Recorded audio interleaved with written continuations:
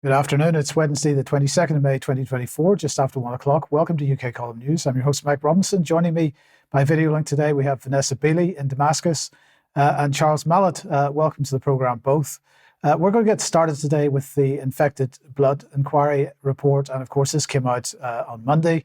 And as I was driving home on Monday evening, I had the delight of listening to Rishi Sunak's presentation in the House of Commons on this.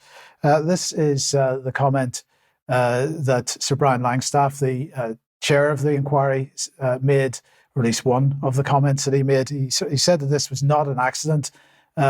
He said it was a conspiracy, but not in the sense of a handful of people plotting in an orchestrated conspiracy to mislead, but in a way that was more subtle, more pervasive, and more chilling in its implications.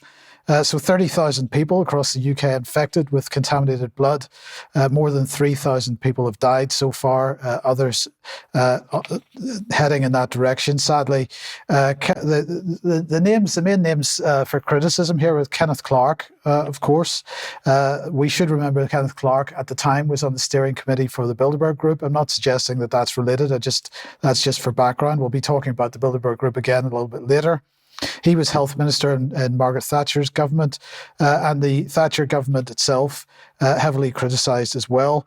Treloar School criticised because they were haemophiliac children that were sent to the school that had an on-site NHS clinic, and so they were supposed to be getting as near a normal childhood as possible.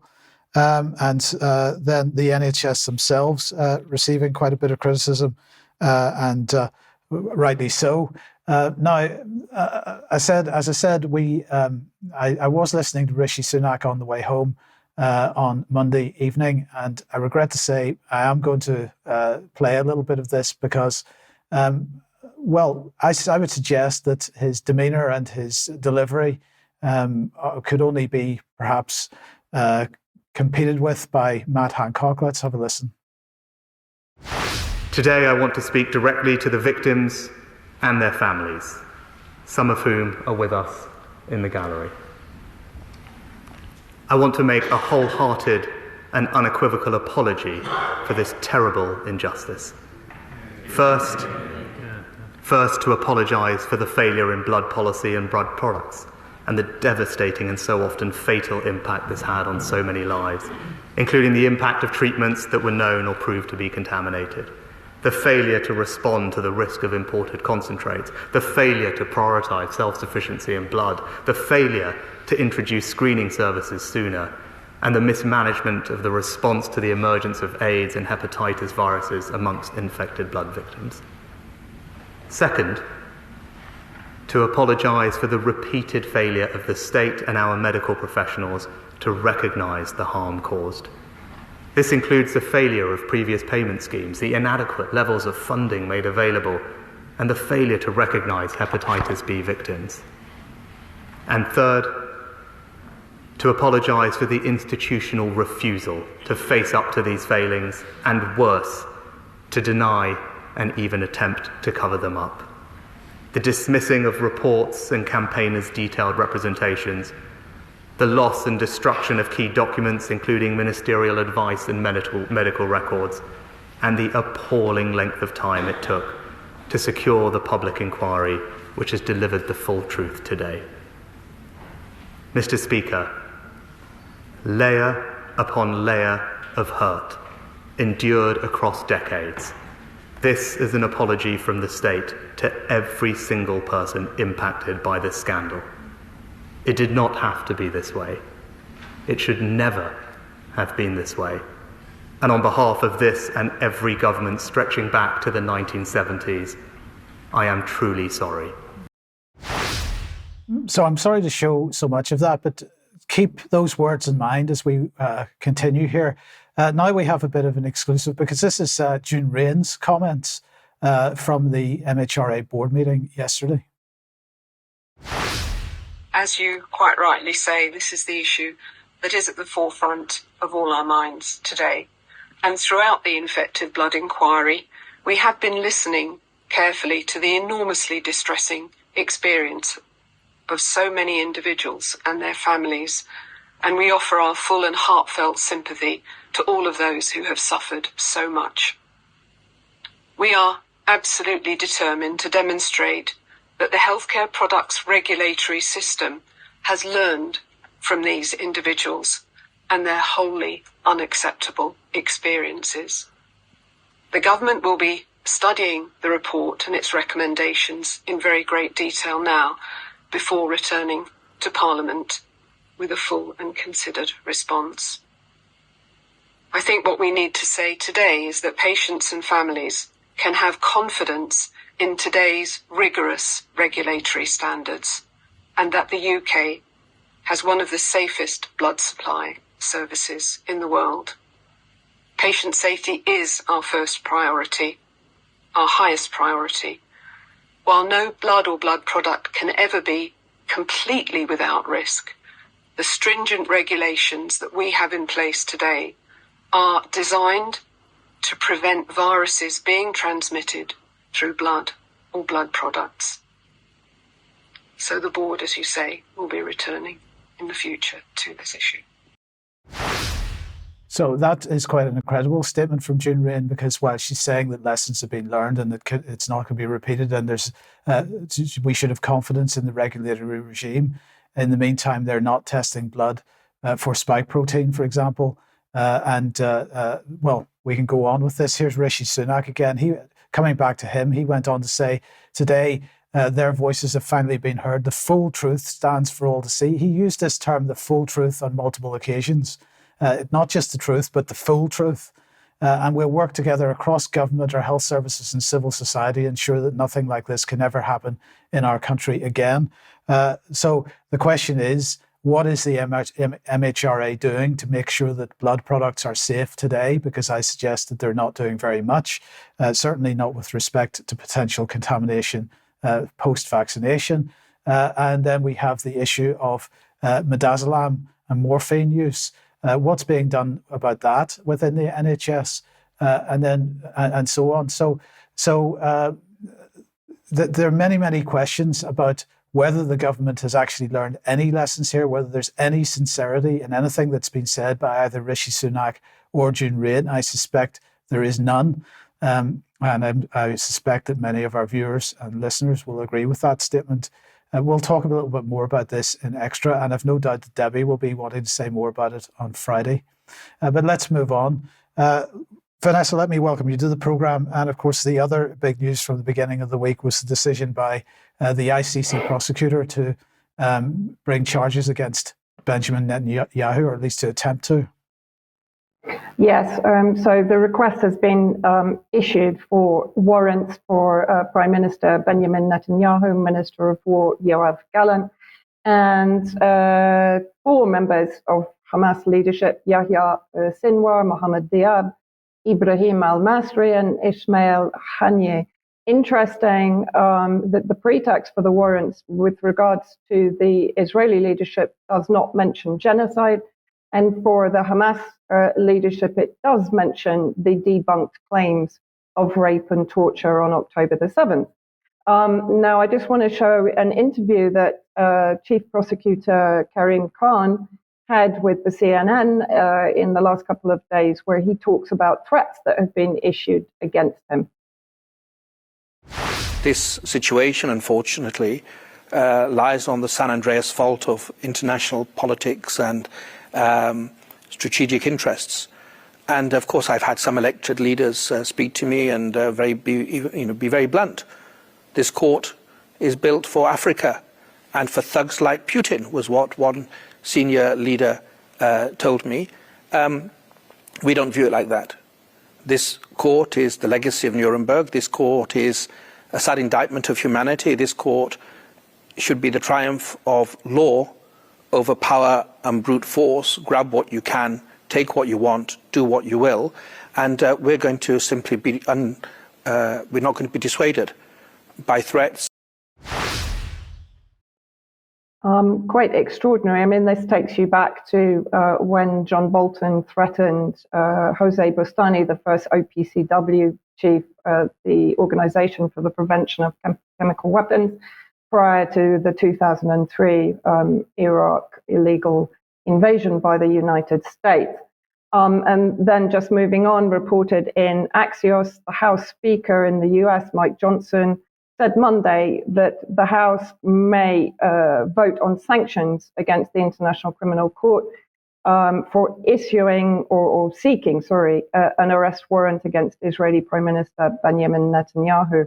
And that has been supported by a number of bipartisan senators, including Tom Cotton, senator for Arkansas, who went on Twitter saying, equating Israel's democratically elected leaders with perpetrators of the worst attack on Jews since World War II shows what a farce the International Criminal Court is.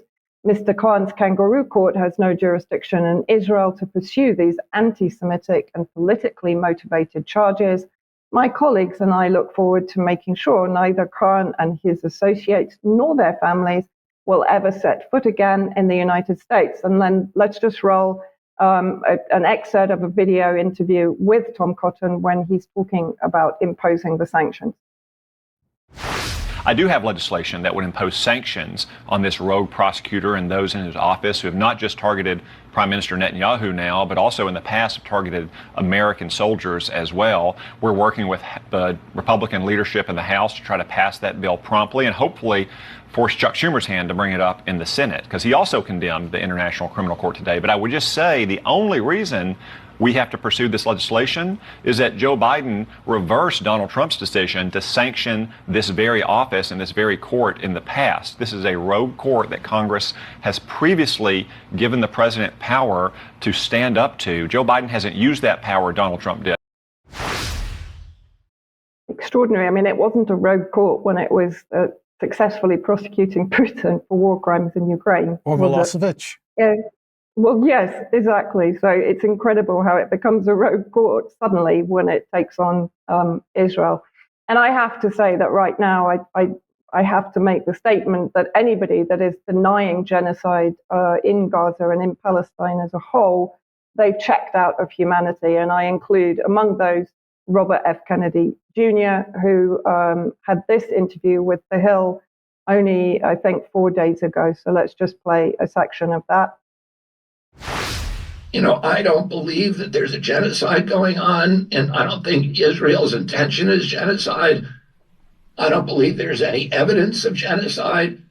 There is genocide going on in the Mideast, but it's a genocide of Jews, and it's a genocide of Christians, and nobody's complaining about it for some reason. And there are much worse wars than what's happening in Gaza right now, but for some reason, people don't want to complain unless it's Jews who can be blamed. The idea of saying that there's a genocide going on in Israel because people die in war.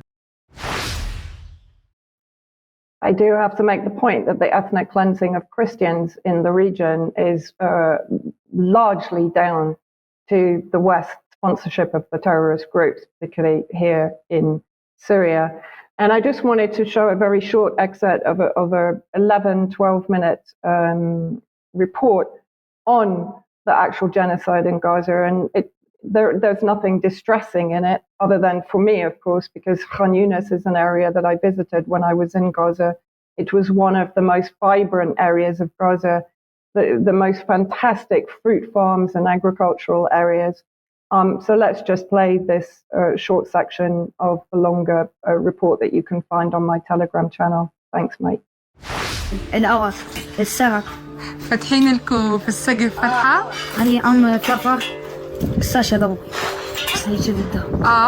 واستشهد؟ استشهد معاه 16 نفر استشهد في الصيف. I'm going with Ismail and Hamdan to the roof of their home and they're going to show me a lot of things as they said. Before the genocide, they were not able to see the sea. Now everything is destroyed so they can see it.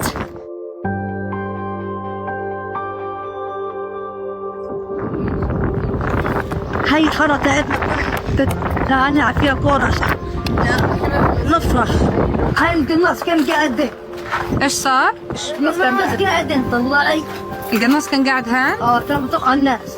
ايش لاقى القناص؟ ايش لقيت وراه؟ هاي رصاص. وي شوف.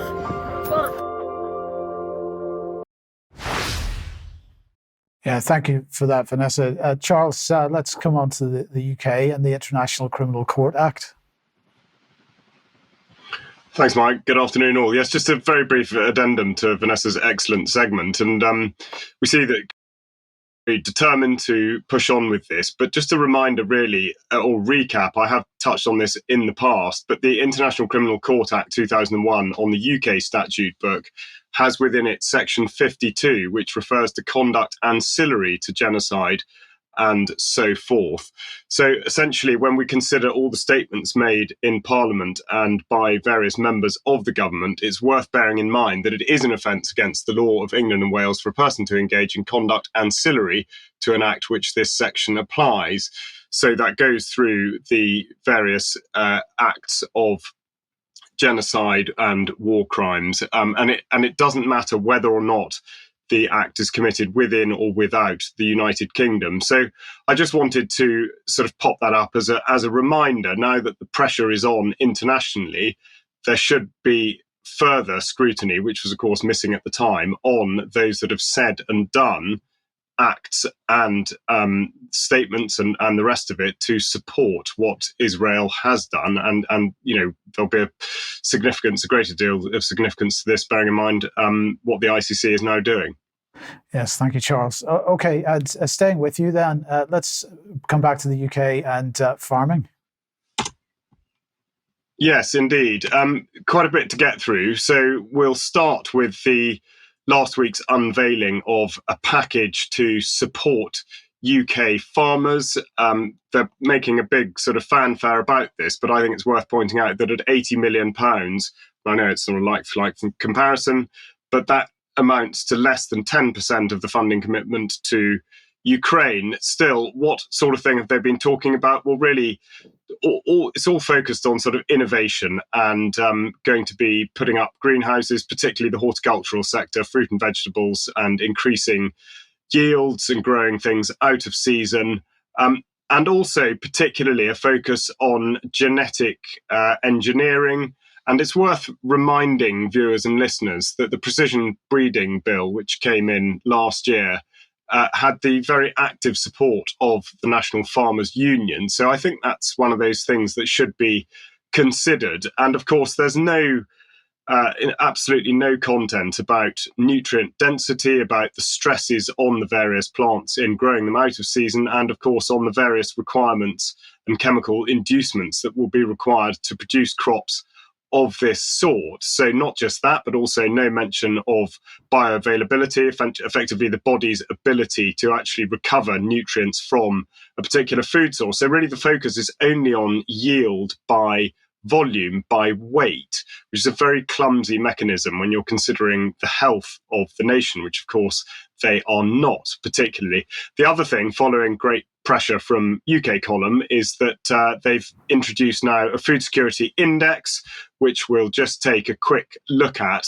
This has started literally just now last week, and contained within this is a sort of a risk appraisal in which effectively what they're doing is setting the scene, or rather orchestrating a particular narrative so that everybody but DEFRA is to blame when there is food shortage later on in the year. But you see here they're pointing towards international volatility, climate change and biodiversity loss, by which they mean a wrecked economy through COVID policy, climate change based on no science at all, and biodiversity loss through poor farming practices and the introduction of chemicals and pharmaceutical products that shouldn't be there. But also they go on to talk about Russia's invasion of Ukraine, which is a recurring theme. And just to point out the way in which this is being manipulated, we see here a graph pointing towards energy and fertilizer prices and how steeply they've risen. And of course, Russia and Ukraine, or rather Russia in particular, always gets the blame for this. But note that the price increase has happened well before the beginning of 2022. This is actually stated, but I suppose they're sort of hoping that nobody's really going to fluff to it. So both electricity and gas prices climbed significantly from mid-2020 onwards, doubling for electricity and nearly tripling for gas, of course, suggesting that Russia was responsible for this entirely is disingenuous. And then they say that fertilizer prices also surged from mid-2020. Now, just to complicate matters even further, but again, to go back to what UK column has been covering this year, solar projects must fit in with food security. So food security, of course, is now becoming a buzzy topic. And this again came out last week, 15th of May, just the day after the previous announcement. And they've been in hot water effectively because there have been accusations of solar farms being put in places that really food should be grown. But again, they bang the same drum with growing geopolitical tension and solar continuing to play a key part in the government's plans for energy security and net zero.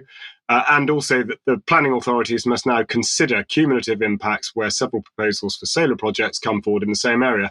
I've highlighted must consider because it doesn't go so far as to say that they actually need to do anything about it other than consider it. But what I want to lay alongside this is a statement made by John Pettigrew, the chief executive of the National Grid, who has posted on his LinkedIn page a talk that he gave about what he calls the supergrid. So effectively, he's talking about overlaying a network onto the national grid to be able to significantly upscale the output from the national grid. But interestingly, what he points to in particular is future growth in foundational technologies like artificial intelligence and quantum computing will mean larger scale, energy intensive computing infrastructure. And he goes on to say, demand from commercial data centers will increase sixfold just in the next 10 years. He goes on to talk about this being a pivotal moment and all the rest of it. But the point really to bear in mind is that whilst on the one hand, we've got the government insistence that we can meet an energy target, which is going to be driven by renewable energy. And of course, we know that when the sun doesn't shine and the wind doesn't blow, or indeed the wind blows too hard, we can't recover energy from those sources. But also the insistence that through innovation in farming and the use of AI, we will be able to do all these things at the same time. And yet we have the head of the national grid telling us exactly why it's going to be very difficult to meet those shortfalls because of the increase in AI, which is demanding more and more and more power. So that's on the sort of DEFRA, what they're doing side. The other thing is we return to avian influenza, and in particular, the preparation for this autumn's pandemic. So again, please stay tuned because this very, very much refers to humans. The guidance on reporting dead birds has just been updated, which has happened very infrequently since it was first introduced over a decade ago. But specifically, they're saying this is how you should use the service, and it'll help you to understand how diseases are spreading. So they'll ask you where you found the dead birds and all the rest of it. But the point of this is, of course, that they may be collected and tested for bird flu or another cause of death. Well, I can tell you absolutely for sure that they will only be testing for bird flu because that's all they want to find. They're not in the least bit interested in any other environmental factor, because I wrote a freedom of information request and had that in black and white. That is all they test for. So, of course, it's no great surprise to learn that they have a bird flu vaccination task force. Now, what do you think they're up to?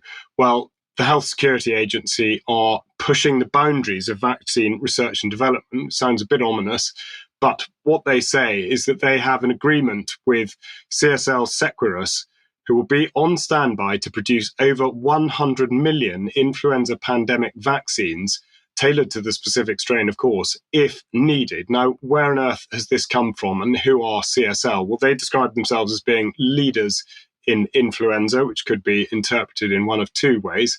But they talk about considering pandemic preparedness. And the bit I want to draw your attention to is the highlighted text here, really, which is saying that the current outbreak of H5N1 that began in 21 is the largest recorded in history and is causing concern due to the increased mammalian infections from infected birds, the recent zoonosis of H5N1 and death of a child from the disease in Cambodia is a stark reminder of the risk posed by an influenza pandemic.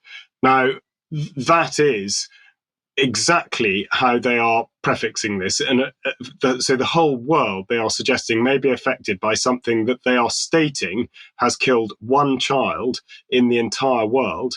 And I should just remind you also that this illness only exists in a laboratory. The testing can only operate in a laboratory. And so all of this is, in effect, an exercise in modelling and computer-generated genetic sequences. But it absolutely looks like this is coming down the track for the autumn to be introduced into, or at least the suggestion that it will be introduced into the poultry population. Of course, this coincides with the registration of poultry for all keepers, but also the suggestion that you personally are also at risk. Yeah, Charles, thanks very much. Many parallels with the last few years. Now, let's move on. If you like what the UK Column does, you would like to support us, you can do that at support.ukcolumn.org. We do need your support very much. Please do help us out if you can.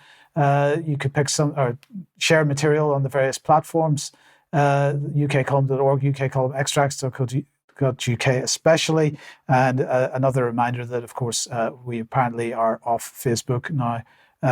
If you'd like to pick something up at the UK Column shop, there's plenty to have a look at there. And we'll talk a little bit more about that later on as well. Now, a quick reminder of the interview that I did with Michael Siegel, called Conservation of Education. It's on the UK Column website at the moment. If you haven't seen that at the moment, it's had a really positive response from people that have seen it so far. Please go and have a look at that. The interview tomorrow is with Ruth O'Rafferty from the Scottish Vaccine Injury Group. And we really do encourage you to join us for that 1 p.m. in the usual places and to share that afterwards. And also to remind you that the symposium that we ran on Sunday is available on the UK Column website if you haven't seen that at the moment. Now, sadly, we've had to postpone the mRNA vaccine symposium that we're planning to host on the 30th of May. We'll keep you posted for the new date on that. And then an advertisement for an event taking place in Scotland. This is on Sunday, June the 2nd, with respect to vaccine injured, and Classic Grand is the place. Tickets available at the details on screen at the moment. And a final reminder that this weekend is Stand in the Light. Charles will be there, Ryan will be there, a number of other UK Column members and staff will be there. So if you're going to that, we all look forward to seeing you. So now let's move on then to Julian Assange. And of course, on Monday, it was announced that he was going to be given leave to appeal. If we can put that on screen. This is WikiLeaks. An important, if partial, victory is how it was being described. So this is perhaps a positive development. I put that caveat on there because, of course, what has been happening in the United States, in particular over the last couple of months, is that people have been ramping up the pressure on Joe Biden to do something about Assange, to drop this entire thing before the election, in the presidential election in the United States. Not only does this result effectively mean that Julian Assange has to spend another 6 months or so in prison before an appeal can even be brought, because there has to be preparation for that appeal, but it is going to push the can down the road far enough that this probably will not be a major election event, which I think is unfortunate. Vanessa, what are your thoughts on this? Yeah, no, I mean, we talked about this last night, and I totally agree with your reading of it. It's definitely, political motivation behind it and manipulation, and it's horrible. Yes. Okay, well, sticking with you then, let's talk about the latest developments in Iran following the crash of the helicopter which killed the president. Yes, well, obviously, yesterday was the actual funeral in Tabriz and Qom, and today is the procession in Tehran. And I have to say, seeing the videos playing out on social media, particularly on Telegram channels, there are millions on the streets. So I just wanted to have a quick look, obviously, at the context around when the helicopter crash happened.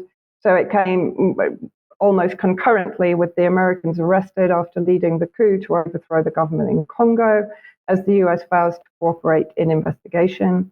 Turkey's president holds emergency meeting, admits coup warning. That was on the 15th of May. Macron is heading to New Caledonia as protests gather momentum. And there was an alleged assassination threat against President Vučić in Serbia. And of course, we had the attempted assassination. He's still not fully out of the woods of Slovakia's Prime Minister Fico. and also the problems in Georgia that Alex has been reporting on. So then if we have a look at Sergei Lavrov's statement, he's basically initially blaming US aviation sanctions, including against Iran, ban on the supply of spare parts, put people at risk. US deliberately harmed ordinary citizens. So that's basically the stance that he's taking at the moment. Let's have a look at how Western media, which I have to say has been absolutely shameful in its reporting of this tragedy for Iranian people. Here's the BBC talking about fireworks in Tehran celebrating the death of President Raisi, even before the death had actually been declared, and social media posts. And I have to say, I saw the social media commentary, and it's very similar to kind of the NATO 77th Brigade, the same tweet being tweeted out multiple times. But let's have a look. First of all, let's verify the BBC report on fireworks in Tehran. This is Abbas Juma, who is a journalist and historian who was in Tehran. And if we can just play the second clip also, Mike, because of course what they're also claiming is, inflaming the entire women's rights issue also. So if we can play the two clips concurrently. Я нахожусь в данный момент в Тегеране, на площади Валиасар, где собрались люди. Собрались, сами знаете, по какому поводу. Как вы видите, никаких салютов, никакой радости.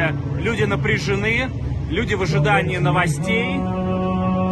Давайте пройдемся и посмотрим все своими глазами.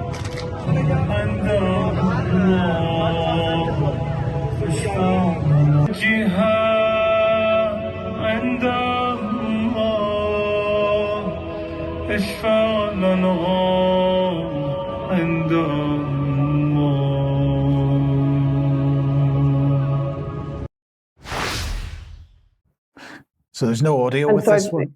So this is basically just demonstrating the fact that many of the women that were in Tehran were not wearing hijab and were totally unmolested for being without hijab. And that's something that I also remarked on when I spent 2 weeks in Iran in 2022. So I wanted to have a look. A lot of the Western media is also talking about the fact that even Raisi's replacement is likely to continue the development of relations with the East, particularly China and Russia, which of course is an absolute anathema to Western global supremacy. But this particular article caught my attention, which was in the Telegraph opinion section.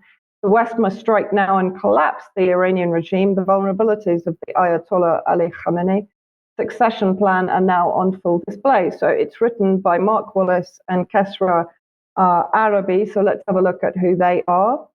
So Ambassador Mark T. Wallace is the CEO of United Against Nuclear Iran and a former ambassador to the United Nations. Kesra Arabi is director of IRGC research at United Against Nuclear Iran. So let's just have a quick look at what they're saying. This is an opening that should be exploited. We must support the Iranian people's democratic ambitions to bring an end to a regime that kills its own people, seeks to eradicate the world's only Jewish state, and exports terror around the world. Instead of offering condolences to the regime, as EU officials have shamelessly done, the West should be focusing on the Iranian people and its public diplomacy. It should be amplifying the calls of the Iranian people for an end to the Islamic Republic. Simultaneously, the US government and its allies should consider covert operations, both cyber and kinetic, to exacerbate the divisions within the regime's elite and embolden the Iranian people against the regime. Make no mistake, the collapse of the Islamic Republic will be the single most liberating event for the Iranian people. So I think that's pretty clear in its agenda. But let's have a look at this organization, United Against Nuclear Iran. It claims it's a non-profit and non-partisan policy organization formed to combat the threats posed by the Islamic Republic of Iran, not mentioning, of course, the threat from a nuclear Israel. But let's have a look at who's on the board. It's quite fascinating. It's packed full of intel figures and personalities. Also, Mike, from the UK Ministry of Defence. and intelligence agencies. But of course, we have John Bolton that I mentioned in the previous report. But Zohar Palti, who was a former director of the spy agency Mossad. And if we go on, the original co-founders also include Meir Dagan, the former general director of Mossad. So I think conflict of interest comes into play. I also wanted to play a section of an interview between Syed Mohammed Marandi, a historian and professor in Tehran, and with the awful Piers Morgan. I've basically edited out Piers Morgan because I don't want to inflict that on people. But this is a section of Syed Mohammed Marandi basically schooling Piers Morgan, and there's very little that I can disagree with in what he says. So let's play this.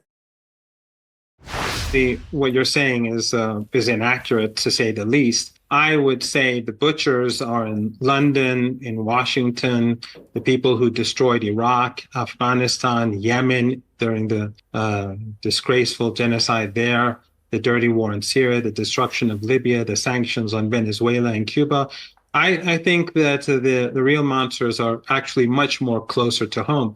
He wasn't executing people. He was in the judiciary at the time, and the people who you're alluding to, and the numbers are far less than what you claim, they're actually, this is something that your government should be ashamed of. These are people who fought against Iran. They fought for Saddam Hussein as foot soldiers. They betrayed the country.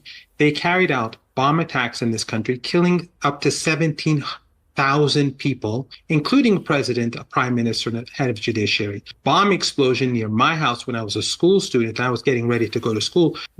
It killed 9 to 11 people, including an Armenian family of 4. These are the people who you're saying they were murdered by Iranians. No, in Iran, no one has any sympathy for the MEK terrorist organization, which today has a major base in Albania, and it has offices across Europe and North America.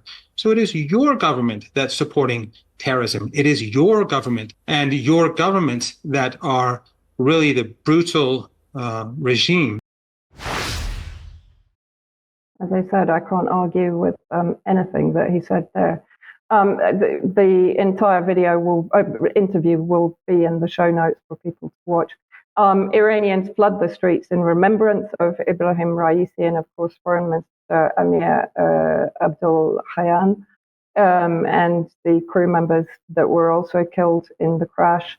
And I have to say again that the videos showing on social media today are quite extraordinary. Millions have taken to the streets, not only in Tehran, but in villages and towns throughout Iran. Yesterday, I attended a ceremony at the Iranian embassy, but of course the consulate part was bombed by Israel last month, beginning of April. There were many dignitaries present, including in the photo there, His Excellency Jose Biamorgi, the ambassador of Venezuela. And finally, for impact on resistance axis leaders, very sad news that the First Lady of Syria, Asma al-Assad, has now, having survived cancer and come back from that, she's now been diagnosed with leukemia and is about to undergo some pretty heavy treatment. So we wish her well. Thank you, Vanessa. Thank you. Now let's come to Europe again. And well, Klaus Schwab has said he's off. Well, sort of off. Of course, 85 years old, leader of the World Economic Forum. Everybody knows who he is. Well, he has decided that he will no longer be the executive chairman. He will become a non-executive chairman instead. So taking a step back at least. So who's going to replace him? It looks like it's not going to be Tony Blair after all. It's going to be this guy, Borge Brende, who is currently president of the World Economic Forum Executive Board, former foreign minister of Norway. He's going to take over from Klaus. But who's this guy? Well, it turns out he is on the steering committee of the Bilderberg Group. So here's the current Bilderberg meetings website and the current steering committee. Let's just bring a few names on screen. It does include Mr. Brende. Let's see who else is on here. Mark Carney, former governor of the Bank of England and current sort of climate change aficionado. John Soares, the prior C, head of MI6, is on the steering committee of the Bilderberg Group. So these are all colleagues. And Peter Thiel is on there. I just chose a few names from it. And of course, as I mentioned earlier, well, his name escapes me, so I'll pass over that particular comment. But anyway, just find it extremely interesting that that particular person has been chosen to lead the World Economic Forum. So, Charles, let's come back to you and a little bit more on weather modification. Thanks, Mike. Yes, a topic that sort of lurks in the background in some way or other. And I want to introduce this particular segment by talking about an organisation that both Ben and Debbie have focused on to some degree in the last few months, and that is ARIA, or at least I would pronounce it as ARIA. It might be pronounced as ARIA, but the Advanced Research and Invention Agency, which has been given a whacking great £800 million by government to do essentially whatever it likes. But among its chosen tasks are managing our climate and weather through responsible engineering. So just to go back a little bit to what it is that spawned ARIA, and that's the Advanced Research and Invention Agency Act of 2022. Just a couple of sort of slightly unusual things in it. They may be able to do anything that they like in the exercise of its functions. In particular, they may borrow money, acquire and dispose of land, form and participate in partnerships and joint ventures and form companies. Okay, fair enough. But also they may accept gifts, which seems an unusual power to have, if you can call it a power. But also on the national security side, the Secretary of State may give ARIA directions as to the exercise of its functions if the Secretary of State considers it necessary or expedient in the interests of national security. Now, that I think is worth concentrating on because, of course, national security, when pushed, can encompass almost anything. But of course, the power to give directions under this section includes power to vary or revoke a direction, and ARIA must comply with the direction given under this section. So I think that's one to consider for the future. But back to weather modification. And Google have decided that they want to weigh into this particular subject area with what they're calling Project Contrails. And what exactly does that mean? Well, they're talking about yet another AI project using Google AI to help airlines prevent contrails. Well, why? Planes don't always make contrails. Contrails only occur when planes fly through humid regions. If planes intentionally avoid flying through these regions, then they can avoid creating warming contrails with minimal impact on fuel usage.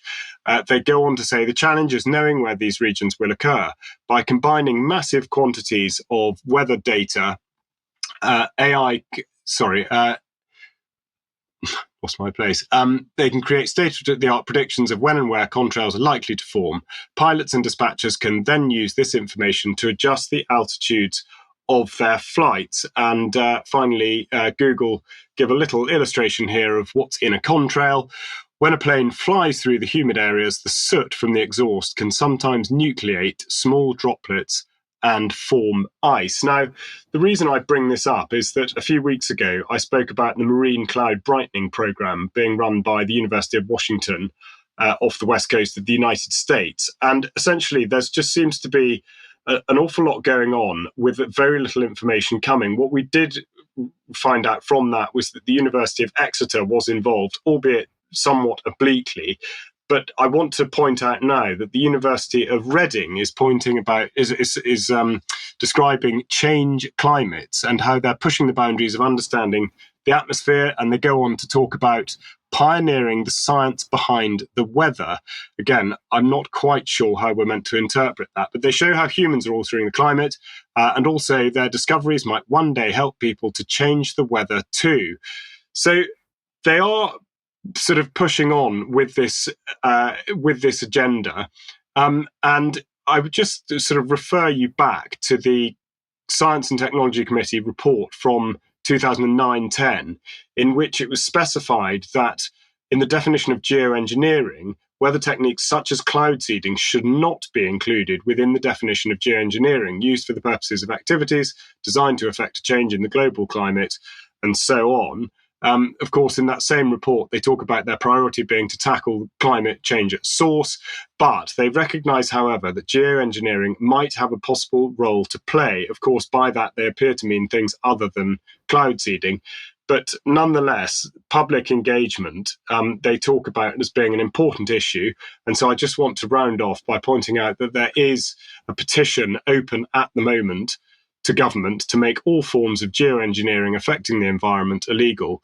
Now, I think this petition, for the sake of simplicity, does include any form of weather modification. And of course, as you'll be aware, even though the response is very, very rarely even adequate, if such a petition reaches 100,000 signatures, it does have to be debated in Parliament. So whilst you might perceive that petitions are in some way a futile exercise, they do at least create an audit trail, and they do create pressure where none previously existed. So I would encourage you to take a look at that petition at least. Well, I would say, Charles, I would add to that by saying they not only create an audit trail and an obligation on Parliament if the target is met, they are useful in the sense of being an organisational tool, so they can be used to promote a particular topic to people that may not otherwise be engaged in that. So we shouldn't just write them off completely. I mean, I appreciate that the principle of petitions and asking your captors effectively, or your farmers, to do the right thing by you isn't necessarily going to work, but they have a use nonetheless. I don't know if you've got any thoughts on that. Yeah, quite right. No, I mean, I would perfectly agree. And I think really the volume of literature now and material that's out there on weather modification, I think does deserve more attention, but it needs to be brought into the realms of the public debate. And I think that, the central question really is if the government's claiming that it does not have any intent to do any of these things, then why on earth is it funding so many research projects that look into exactly this issue? Indeed.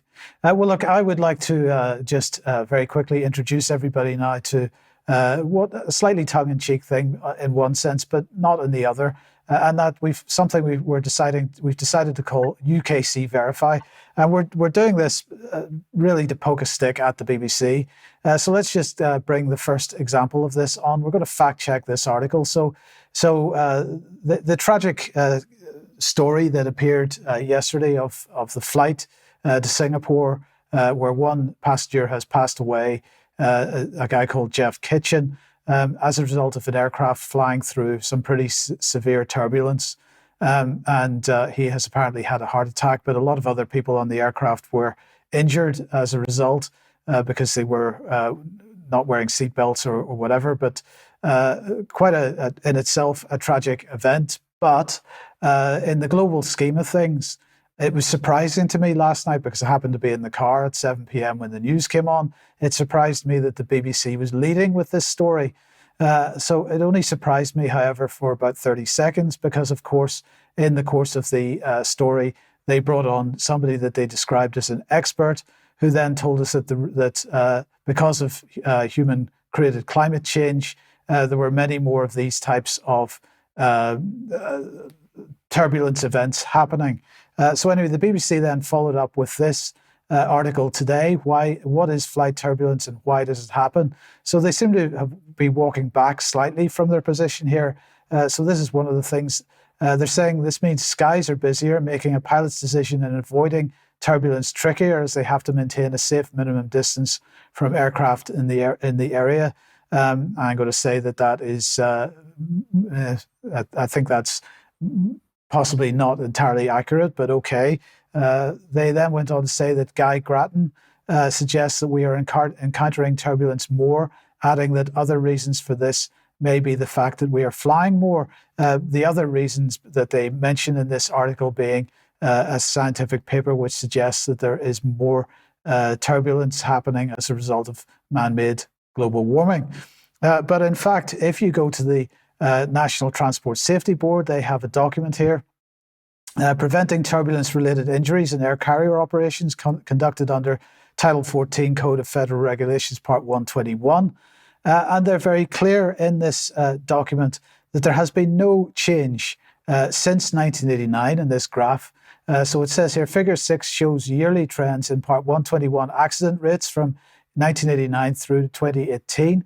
After normalizing the data by annual flight hours, so the scale on the y-axis is accidents per 100,000 flight hours. So after normalizing the data by annual flight hours, there was no obvious trend over time for turbulence-related Part 121 accidents during this period. And you can see very clearly the dark blue line is basically horizontal all the way across those years. So the suggestion that climate change is causing more turbulence events is not borne out by the data.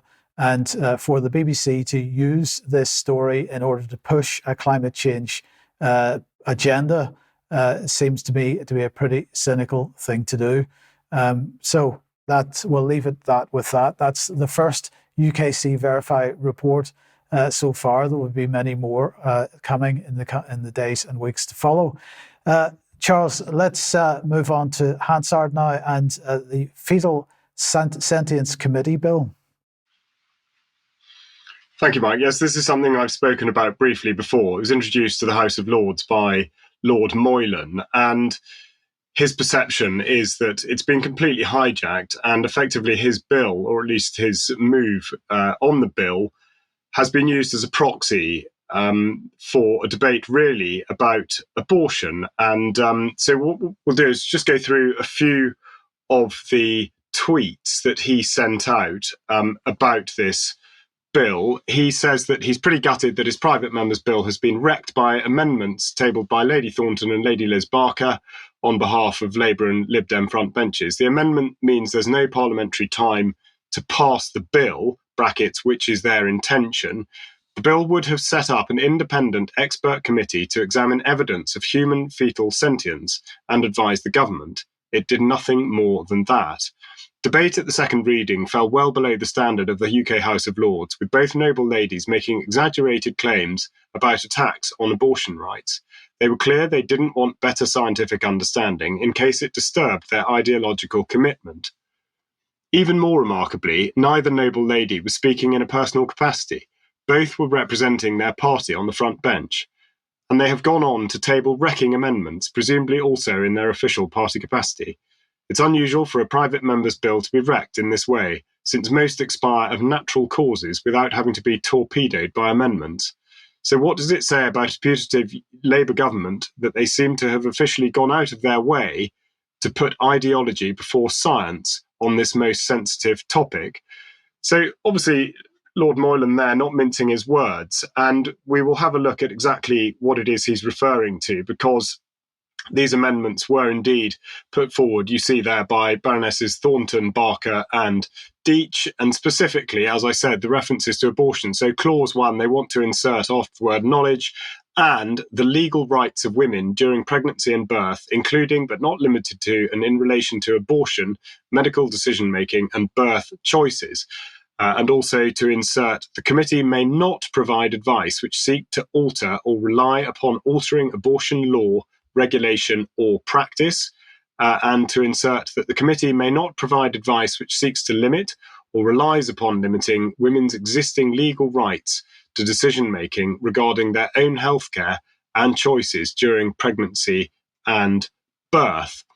Now, finally, to insert, save that no response shall be provided regarding advice in topic areas on which the government declines to take a policy position. So they've pushed very hard to, as he says, torpedo this bill. And indeed, the writing was on the wall from earlier on when debated back in March, because it was Baroness Kennedy at that point, who we see on screen here, that spoke in that debate and said the following: "When I saw this bill on our prospectus, I was immediately suspicious. It follows close on the heels of an effort during the Public Order Bill to enable protests on the doorstep of abortion clinics." Now, of course, that's not accurate, but she goes on, "Happily, that effort failed, and it was agreed that buffer zones were necessary. The amendment would have allowed people who totally opposed the termination of a pregnancy to harass women as they entered clinics for medical attention." Well, this is a very, very one-sided view of what the Public Order Act either did do or was going to do. And we've spoken at quite great length about the buffer zones and the extraordinary raft of powers that local authorities are granted by them. But nonetheless, she went on in her speech to say, why am I concerned? The politics of the United States of America is riven with divisions on the issue of abortion. For many decades, it has been weaponized by far-right, deeply misogynistic organizations calling themselves Christian, which oppose women's right to reproductive freedom. I always say, follow the money. Dark money has surged into the United Kingdom's anti-abortion groups in recent years.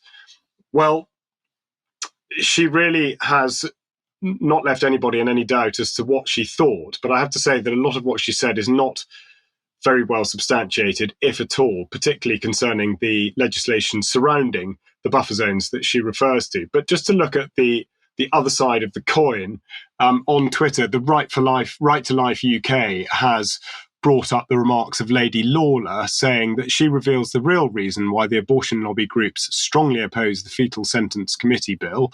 Opponents of a committee, and this is to quote her, fear that it will, as the science develops, find more and more evidence that fetuses, as they like to regard them, are indeed prenatal babies able to feel pain from an early stage, and that abortion is merely premature infanticide.